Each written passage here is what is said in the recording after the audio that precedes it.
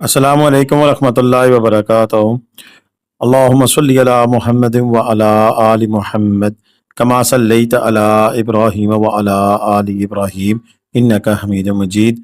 अल्लाहुम्मा बारिक अला मुहम्मदिन व अला आलि मुहम्मद कमा बारकता अला इब्राहीम व अला आलि इब्राहीम इन्नका हमीदुम मजीद। लतदात रुदोसलाम बेशुमार रुदोसलाम मेरे और आपके प्यारे तस्वीर तमन्मोने आका हज़रत मोहम्मद मुस्तफ़ा सल्लल्लाहु अलैहि वसल्लम पर, आपकी आल पर और आपके असहाब पर।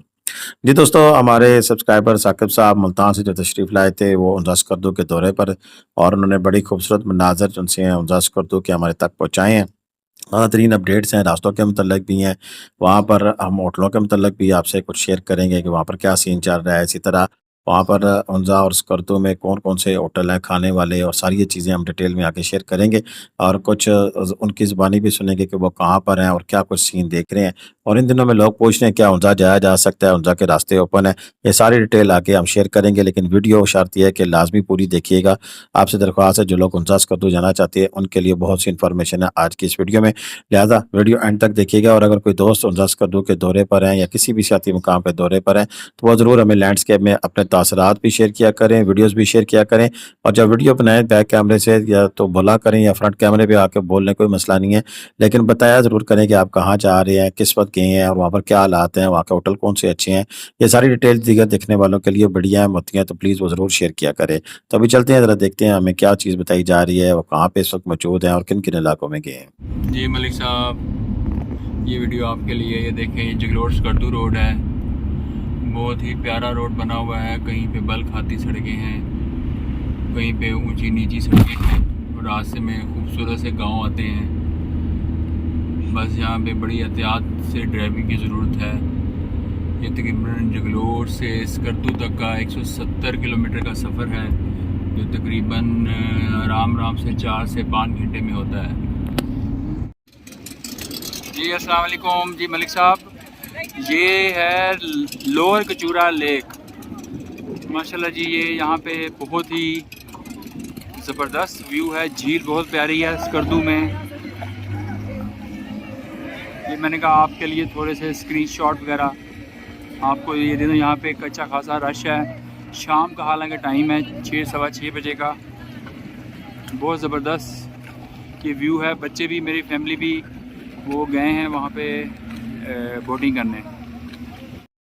जी दोस्तों, सबसे पहले आपका ये सवाल होता है कि मलिक साहब बताएं कि इन दिनों में अगर हम जाना चाहते हैं तो मौसम कैसा है। तो जनाब, आज जुमे को जब मैं ये वीडियो बना रहा हूँ तो वहाँ पर 23 और 10 डिग्री सेंटीग्रेड है, और ये मुख्तलिफ मकामात पे हैं। और जो ऊंचे मकामात हैं उन पे तो ये होगा, लेकिन नीचे मकामात पे गर्मी भी हो सकती है। इसके अलावा यहाँ पर जुम्मा हफ्ता तो चलें, कभी बारिश कभी धूप और किस तरह का सीन है, लेकिन इतवार वाले दिन यानी कि 12 जुलाई को अच्छी खासी तगड़ी बारिश देखने को मिलेगी, जो कि मंगल को भी जारी रहेगी। उसके बाद फिर आगे मौसम साफ है।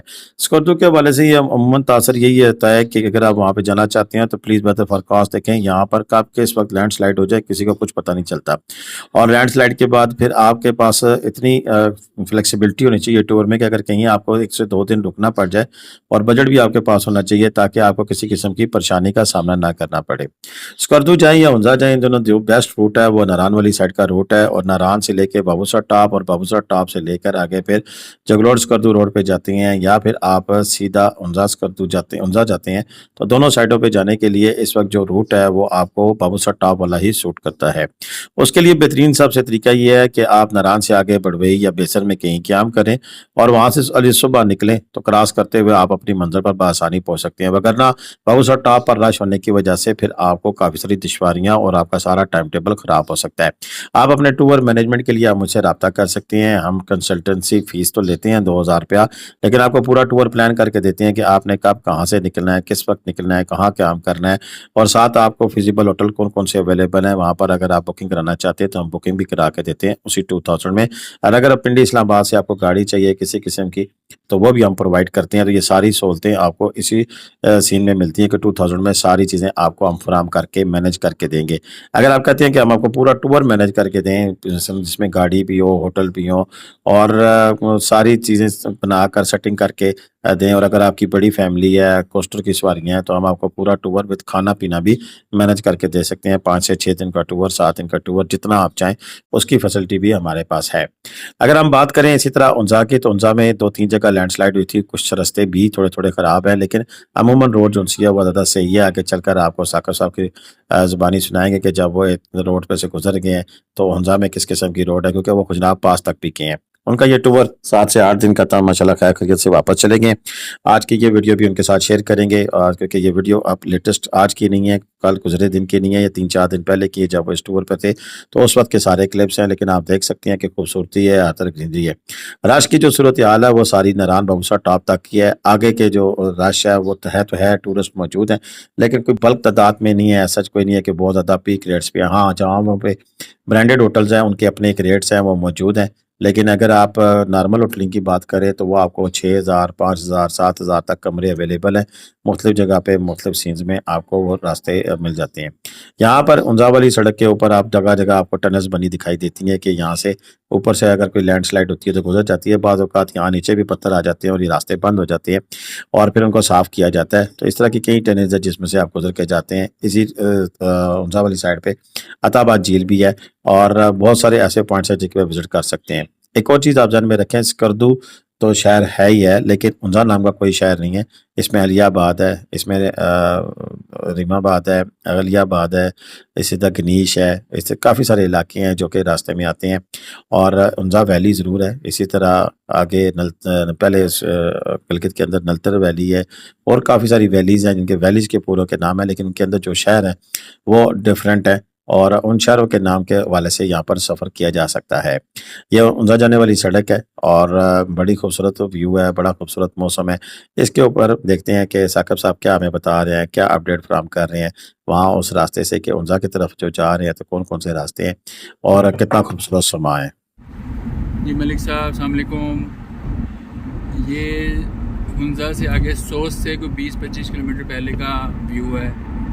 बहुत ही खूबसूरत रास्ता है, बहुत ही खूबसूरत व्यू है।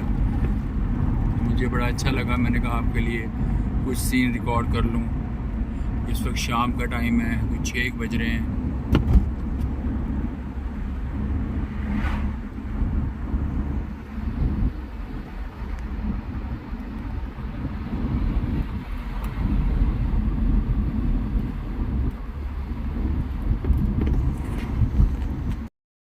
उन्जा हो या स्कर्दू, दोनों के लिए आपको कम से कम 1 हफ्ते का वक्त दरकार है कि आप इसके सारे जो से हैं इलाके वो भरपूर तरीके से देख सकें और एंजॉय कर सकें।